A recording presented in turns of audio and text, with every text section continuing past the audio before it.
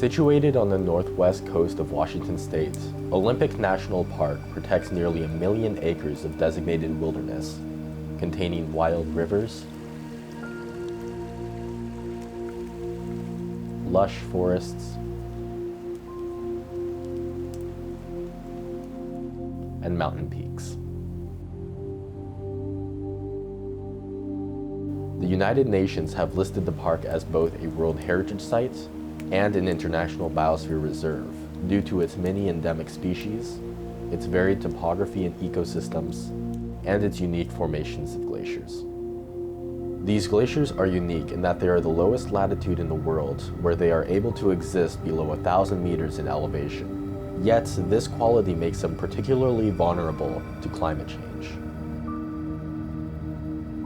My name is Bill Bacchus, and I'm a physical scientist at Olympic National Park, and I work as part of the North Coast and Cascades Network on a variety of long-term monitoring projects. Bill has been studying and surveying these glaciers for over 30 years.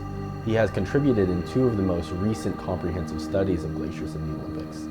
Now, thanks to data from the National Snow and Ice Data Center, we are able to visualize the extent of the glaciers during all 3 years these studies have taken place. In the original 1982, we had 266 glaciers. In 2010, based on 2009 imagery, we had 184.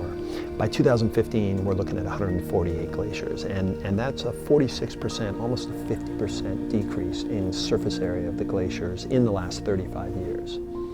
And I usually just say, to put it in perspective, I've been at Olympic National Park for 32 years. So since I've been there, almost half of our glacier area has disappeared. These changes in the glaciers are already having an impact on park visitors.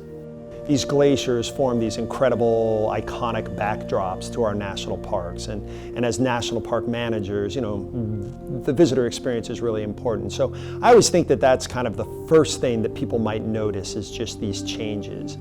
In July of 2015, my father and I hiked up to Anderson Glacier in the southwest corner of the Olympics to see these changes for ourselves. After the long climb to the top, we were shocked at what we'd found. This glacier, less than 100 years ago, used to fill the entire valley. However, it was now reduced to only a couple of small patches that remained in the tops of the cirques. In 2019, Olympic National Park renamed Anderson Glacier to Anderson Snowfield, as all of its permanent ice is now extinct, and losing a glacier means dramatic consequences downstream.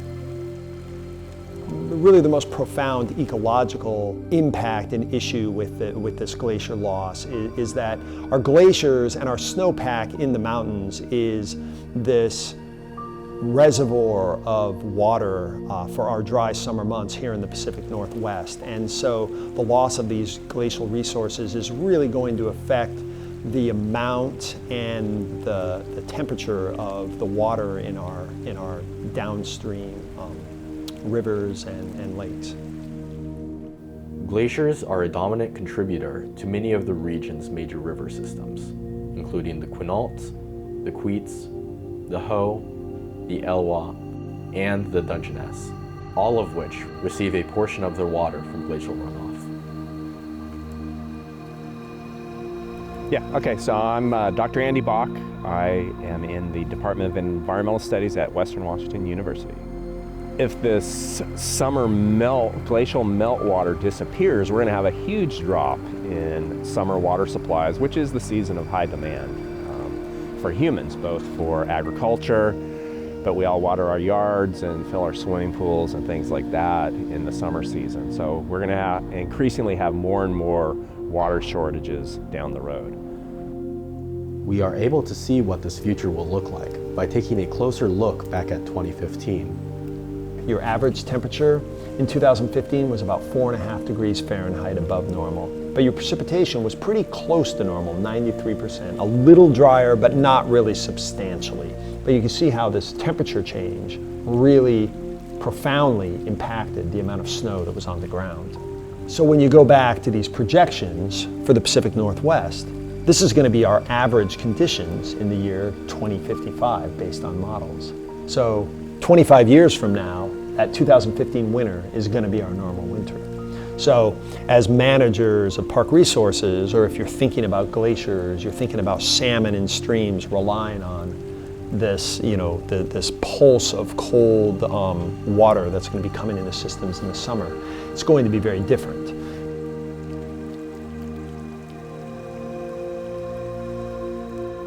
As we look to the future, we are going to have to accept that these glaciers are disappearing, and there is little to nothing that we can do. It certainly appears they are on a one-way track out of here, unfortunately.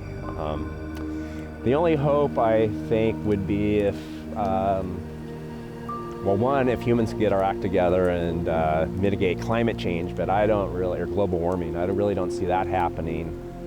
The Olympic landscape and the water contributions from snow and ice are going to be substantially different in the near future. So I have hope there'll still be glaciers, but it is not a pretty story, and there's going to be some very critical changes to our ecosystem.